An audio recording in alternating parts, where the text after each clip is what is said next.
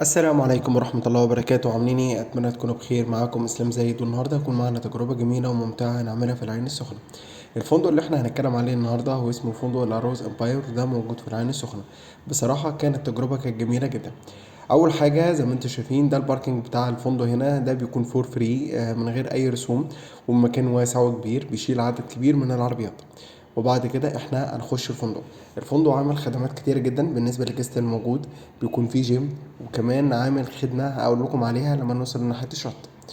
اول ما بنخش زي ما انتم شايفين ده الريسبشن بتاع الفندق، وعاملين اعداد انتظار زي ما انتم شايفين كده كتيرة جدا على اليمين وعلى الشمال. وطبعا دي حاجة كويسة بحيث الناس اللي هي المنتظرة عشان تخلص الإجراءات بتاعة الحجز بتاعها بيكون كل حاجة تمام. بالنسبة لي أول حاجة احنا هنشوفها دلوقتي اللي هو المطعم. وده بيكون المواعيد، الفطار بيكون من الساعة 7 للساعة 10، ومواعيد العشاء بيكون من الساعة 7 لحد الساعة 9 ونص. طبعا الإقامة بتكون أوبن بوفيه بالنسبة للفطار وبالنسبة للعشاء. هم عاملين شارت بس في المطعم اللي هو ممنوع الأكل يخرج بره، بس كل زي ما أنت عايز لكن جوه المطعم، لكن مفيش أكل يخرج بره. واكتر حاجه من المميزات برضو بالنسبه للمطعم نفسه، اولا هو مكان كبير جدا، ثانيا هو موفر لك برضو كافيتيريا احنا هنشوفها دلوقتي او لو حبينا نشرب اي حاجه. وكمان الفيو نفسه بتاع المطعم عاملينه جزء كبير منه بيطل على البحر وحمام السباحه، وطبعا دي حاجه بتكون منظرها كويس جدا. زي ما انتم شايفين ده الفيو بتاع حمام السباحه بتاع الفندق. تمام. والفيو الناحيه التانية اللي هو بيتكلم على البحر وحمام السباحه هما الاتنين. فندق بصراحة كانت التجربة بتاعته كويسة، والناس هناك بتتعامل بأسلوب محترم جدا. زي ما انتم شايفين كده احنا برضو بالنسبة للمطعم نفسه، وكمان هوريكم هنا مكان ده بالنسبة للأعداد أو الأسر الكبيرة، دي برضو هيكون مناسب معاها جدا. بعد كده احنا أول في الوش ده على طول دي كافيتيريا اللي قلت لكم عليها لو حابين نشرب أي حاجة. وكمان عاملين حاجة كويسة جدا، ده المكان اللي بيكون فيه مية والعصائر بالنسبة للفطار والعشاء في وقت المطعم اللي هو بتاع الأوبن بوفيه، لو حبينا نشرب مية أو عصائر. بعد كده احنا اول ما بنطلع من المطعم زي ما انتم شايفين احنا كده خرجنا من المطعم على طول من عند الريسبشن. تمام. وبعد كده هنشوف الطريق لحد البحر وهي حمام السباحة. الفندق بصراحة الفيو بتاعه كان كويس، والأوض انتوا لما هتشوفوها هتلاقيها كويسة جدا، فيها كافة الخدمات اللي انتوا محتاجينها. وأهم من ده كله الفيو نفسه اللي عاملينه على البحر وحمام السباحة، حاجة في منتهى الجمال. احنا دلوقتي كده نزلنا، احنا المفروض دلوقتي هنروح بقى نشوف المكان بتاع حمام السباحة والبحر. زي ما انتم شايفين اللي قدامنا دي على طول ده البار الاولاني اللي بيكون موجود هنا على البحر وحمام السباحة لو حبينا نشرب اي حاجة كمان. وفي بار تاني بيكون على الشط. دي كيدز اريا تعتبر بسيطة شوية بالنسبة للأولاد. واحنا دلوقتي هنشوف. بالنسبة لحمام السباحة بيكون طبعا شغال من الصبح بدري من الساعة 9:30 الصبح لحد غروب الشمس. دي أول حاجة. تاني حاجة بالنسبة للمساحة أو المكان بتاعه، هو بيكون العمق بتاعه بيبدأ من أول متر لحد متر و50. وكمان بيكون فيه حمام سباحة بالنسبة للأطفال الصغيرين قوي، وده هيكون مناسب جدا معاهم. الطول بتاعهم ما بيكملش كذا سنتي. في برضو حاجة كنت حابب أأكد معاكم فيها، لما احنا بنيجي نعمل إجراءات الدخول هنا في الفندق بنستلم الكروت اللي هي بتاعة الفوط. المكان اللي جنبينا ده اللي هو اللي أنا صورته لكم دلوقتي ده المكان اللي احنا بنسلم فيه الفوط. تمام. وبالكروت بصوا عاملين قعدة. القعدة دي بتهيألي بالليل هتبقى جميلة جدا جدا جدا. ده بالنسبة للمجموعات لو حد عايز يقعد مثلا نلعب ولا حاجة، فبتهيألي المكان ده هيكون كويس جدا ليكم. والمكان زي ما انتم شايفين بيطل على حمام السباحة والبحر.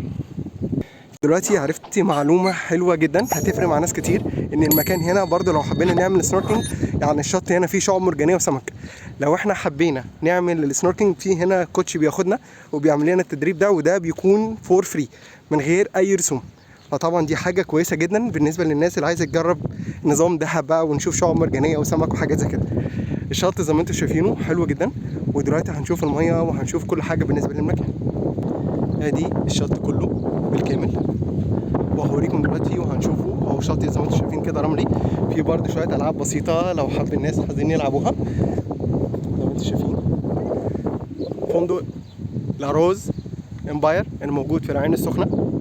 في برضه الستيج او اللي هو بتاع الاغاني اللي بتشتغل فريق الانيميشن اللي تبع الفندق هنا، بحيث وانت قاعد على البحر بيكون سامع شويه اغاني. القعده كده بتكون جميله لذيذه وتبقى كويسه جدا. زي ما انتم شايفين قعده جميله جدا جدا جدا جدا جدا.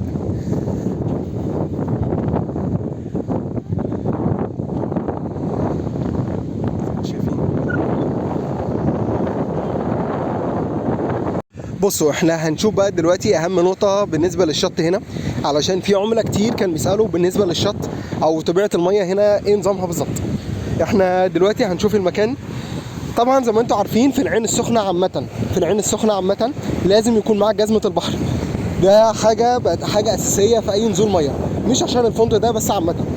ثانيا زي ما انتم شايفين الطريق ممهد، الناس في المية زي ما انتم شايفين الدنيا بتاعتها حلوة قوي. فندق لاروز امباير الموجود في العين السخنة.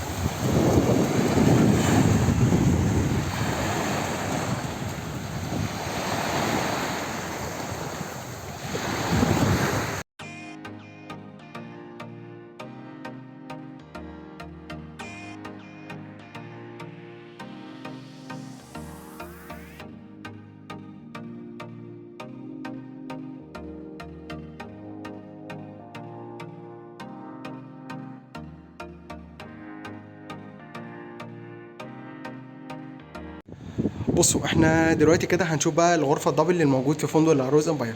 اول ما نخش على ايدينا اليمين زي ما انتم شايفين ده الحمام، الاستشوار،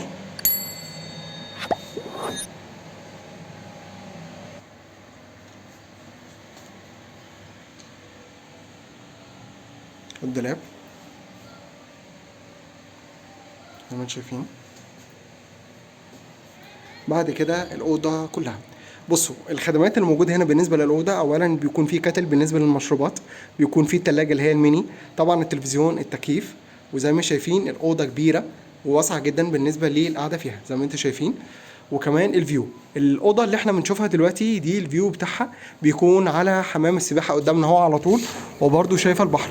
ومن اكتر المميزات اللي بيمتاز بيها الفندق هنا انه كل الغرف تعتبر حرف يو، يعني جزء كبير من الاوض الموجوده هنا زي ما انتم شايفين بيكون شايفين البحر وحمام السباحه. فندق لاروز امباير الموجود في العين السخنه زي ما انتم شايفين. اللي في الدور الارضي ده اللي هو لونه اسود زي ما انتم شايفين، ده بيكون الجيم اللي هو الخاص بالنسبه للفندق. واللي فوق اللي منور ده المطعم الاساسي بتاع الفندق. الفندق بصراحه فيه خدمات كتيره جدا زي ما انتم شايفين.